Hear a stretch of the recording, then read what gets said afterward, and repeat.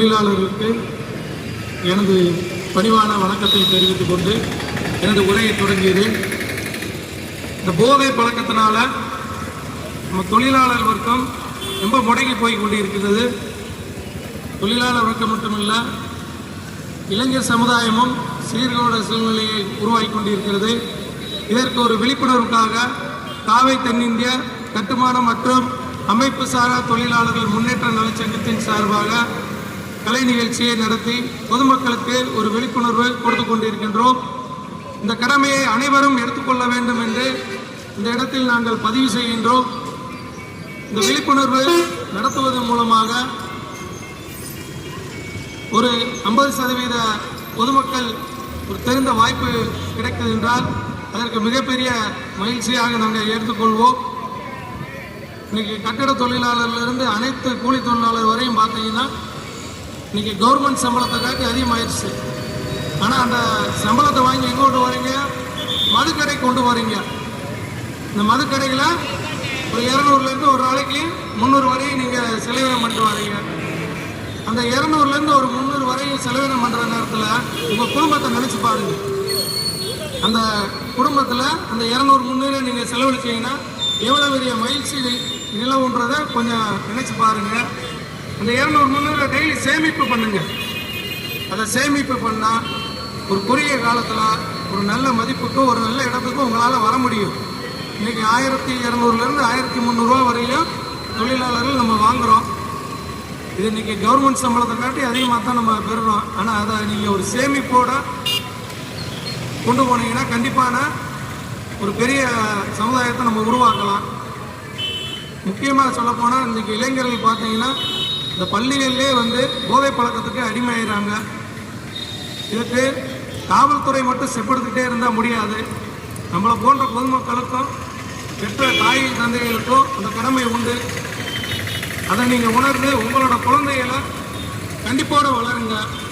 குழந்தைகளை கண்டிச்சா எது பண்ணிடுமோ, எது சூசைட் பண்ணிடுமோ, இந்த மாதிரி நீங்கள் விடுற பழக்கத்தினால உங்கள் பிள்ளை மட்டும் கிடையாது, உங்கள் பிள்ளைகளை வச்சு கூட இருக்க நண்பர்களுங்கிறதுனால ஒரு சமுதாயத்தை சீர்கேடாக மாற்றிக்கிட்டு இருக்காங்க. இதை நீங்கள் உணருங்க. சிறு வயதிலே அந்த குழந்தைகளுக்கு ஒரு நல்லதை சொல்லி வளங்க, நல்ல ஒரு பண்பாட்டை சொல்லி வளங்க, நல்ல தேச தலைவர்கள் பற்றி படிங்க.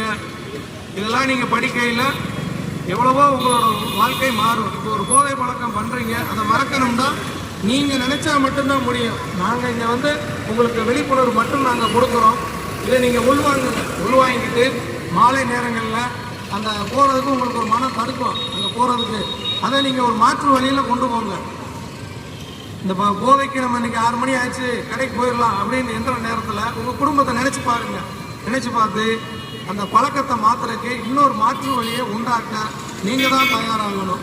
இதை விட்டுட்டு நீங்கள் போய் ஒரு இடத்துல வேறு கட்டுறதுனாலையோ ஒரு அரசு உங்களை தடுக்கிறதுனாலையோ எதுவும் நடக்க போகிறது கிடையாது. உங்களோட மனசை நீங்கள் ஒருநிலைப்படுத்துங்க. கண்டிப்பாக அது படுத்தினால் மட்டும்தான் இந்த சமுதாயத்தை நீங்கள் கண்டிப்பாக காப்பாற்ற முடியும் என்பதை இவ்விடத்தில் பதிவு செய்து என்னோட உரையை முடித்துக் கொள்கிறேன். நன்றி, வணக்கம். இப்பொழுது இந்த போதை பழக்கத்திற்கான எதிரான ஒரு உறுதிமொழி எடுத்துக்கொள்வோம்.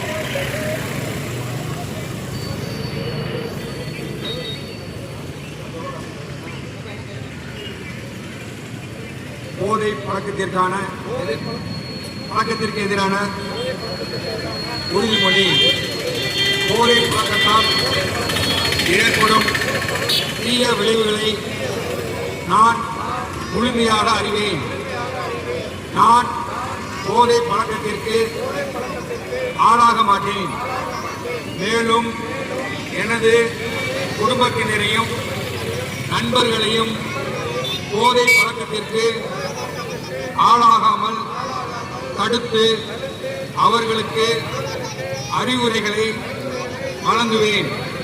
போதை பழக்கத்திற்கு உள்ளானவர்களை மீட்டெடுத்து அவர்களை நல்வழிப்படுத்த எனது பங்களிப்பை முழுமையாக தருவேன்.